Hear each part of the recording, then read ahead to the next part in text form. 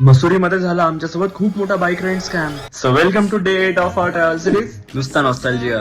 8 दिवसाची ही final year trip कशी संपण्यात आली समजलंच नाही. बंद गळ्या मंदी माझं मावनाग अंग जीनच्या कापडा आणि ट्रिप एंड करायला मसुरीपेक्षा चांगलं डेस्टिनेशन असू पण काय शकते. तर आता पूर्ण दिवस मसुरी फिरण्यासाठी आम्ही बाईक रेंट करायला निघतो. सकाळी लेट गेल्यामुळे मॉल रोडला मोस्टली स्कूटीज असतात, पण नशिबाने आम्हाला 2 बाईक्स भेटून जातात आणि आता आम्ही निघतो बाईक राईडवर. व्ह्यूज पाहणं कमी आणि आम्ही व्हिडिओज मध्ये जास्त बिझी होतो.